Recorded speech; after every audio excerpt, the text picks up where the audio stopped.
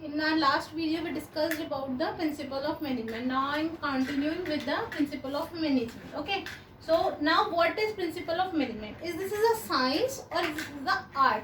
ये साइंस है बेटा या ये आर्ट है? प्रिंसिपल ऑफ मैनेजमेंट एग्जैक्टली है क्या? अगर मैं बोलूँ तो ये साइंस भी है and it is also an art. कैसे बेटा? प्रिंसिपल ऑफ मैनेजमेंट मैंने आपको बताया था, मैं लास्ट वीडियो देख लेना जरूर. उसमें मैंने बताया था कि जो प्रिंसिपल जो सिद्धांत होते हैं मैनेजमेंट के वो डेवलप करे जाते हैं by observations, by experimenting, by the experience of various managers. जो पहले हमारे मैनेजर्स रह चुके हैं, जो लोग रह चुके हैं पुराने, तो उन लोगों ने बहुत सारी ऑब्जर्वेशंस करके, कुछ एक्सपेरिमेंट्स करके, ठीक है ना, अपने एक्सपीरियंस से कुछ डिराइव करें कि ये प्रिंसिपल्स होते हैं, इस सिचुएशन में ये प्रिंसिपल लगना चाहिए. ये अगर हम इस कंडीशन में ये चीज लगाएंगे तो इसका ये होगा, यानी कॉज एंड इफेक्ट रिलेशनशिप जो बोलते हैं. क्या बोलते हैं बेटा? Cause and effect relationship. कि अगर ऐसी सिचुएशन होगी तो ऐसा होगा. ओके, सो तो अब हम बात करेंगे कि it is both principle of management. अगर आपको लिखना है तो आप प्रिंसिपल ऑफ मैनेजमेंट लिखोगे that these are both science and art. कैसे?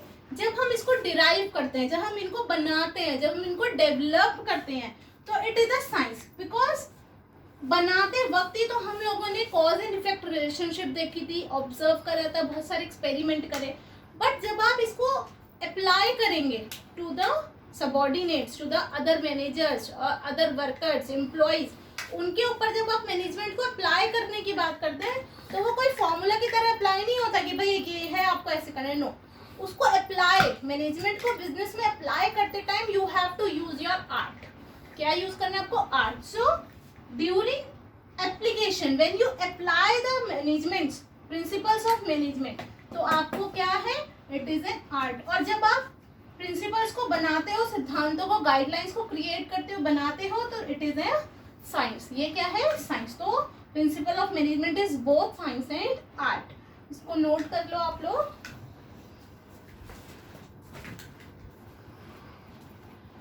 नोटेड.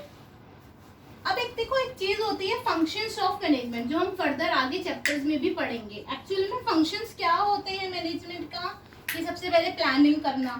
ओके, अगर मैं यहाँ लिख लेती हूँ हैंड टू हैंड, फंक्शंस क्या होते हैं मैनेजमेंट के. इनके आपके कोर्स में अलग अलग चैप्टर्स हैं कि मैनेजमेंट के एग्जैक्टली फंक्शन क्या होते हैं. ये MGMT मतलब मैनेजमेंट में शॉर्ट में लिखती हूँ. फंक्शंस ऑफ मैनेजमेंट क्या होते हैं बेटा? सबसे पहले प्लानिंग करना. क्या करना?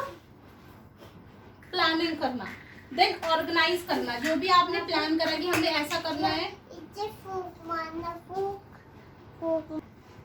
प्लानिंग, जो भी आपने प्लानिंग करी उसे देन ऑर्गेनाइज करना. क्या करना? Organising.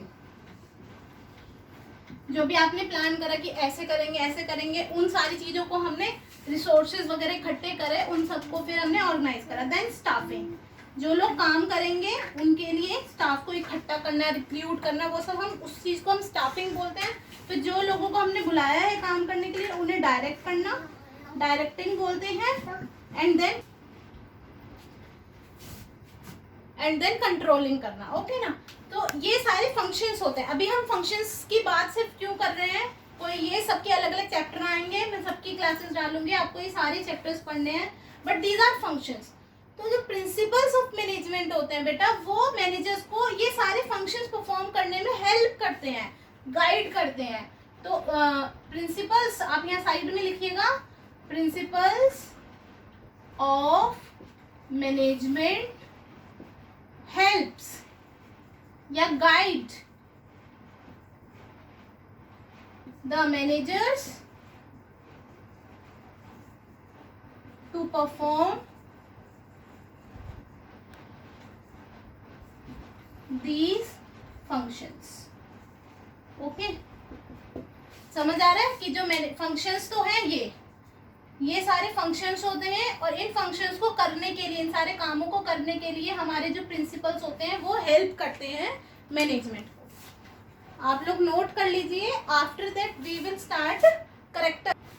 So now we will read about principle of management की characteristics of principles of management. कि प्रिंसिपल्स जो होते हैं मैनेजमेंट के, उनकी क्या क्या कैरेक्टरिस्टिक्स हैं. ओके, वो क्या होता है एग्जैक्टली, ठीक है ना। कैरेक्टरिस्टिक्स का मतलब तो सबको पता है ना, नेचर एक टाइप से। तो first one is, the first is universal applicability. क्या लिखा है बेटा, ये यूनिवर्सल। मेरे पास स्पेस कम है तो प्लीज ध्यान से देखिएगा।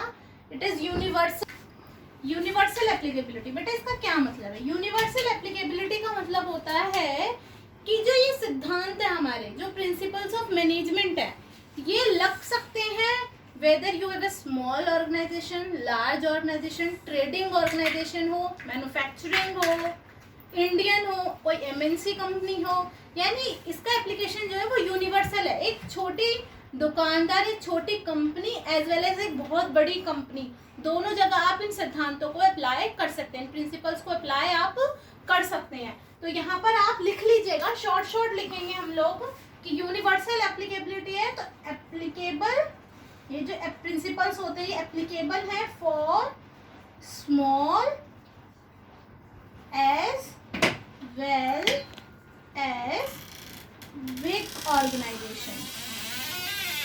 ओके, एक ही और लिख लो, ट्रेडिंग के लिए एप्लीकेबल है एंड मैन्युफैक्चरिंग कंपनी या मैन्युफैक्चरिंग ऑर्गेनाइजेशन। तो किसी भी तरीके की ऑर्गेनाइजेशन हो, ये हम प्रिंसिपल्स जो आगे पढ़ेंगे आगे, वो आप सब पर अप्लाई कर सकते हैं। ओके,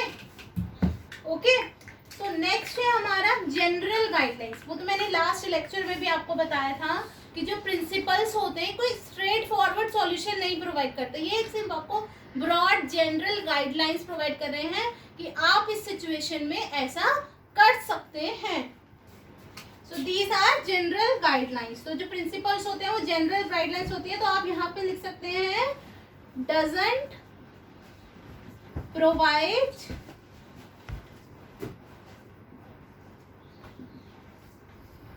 स्ट्रेट सॉल्यूशंस, है ना। कोई स्ट्रेट सॉल्यूशन नहीं कहते कि 2 + 2 = 4, ऐसा कोई सॉल्यूशन हमारे प्रिंसिपल्स नहीं देंगे, बिकॉज ये जो डिपेंड होता है ये behaviour of the human beings, जो वहाँ लोग काम कर रहे हैं और वहाँ की क्या कंडीशन है, वहाँ सिचुएशन है, उस पर डिपेंड होता है। तो these are only general guidelines, आपको बता सकते हैं कि हाँ जी ऐसा होना चाहिए। फिर नेक्स्ट है हमारा form by practice and experiments. ये भी मैंने आपको लास्ट लेक्चर में बताया था, सब कुछ वहीं से ही आया है। ये जो कैरेक्टरिस्टिक्स होती है एक तरीके से मीनिंग या डेफिनेशन में से निकल के आती है।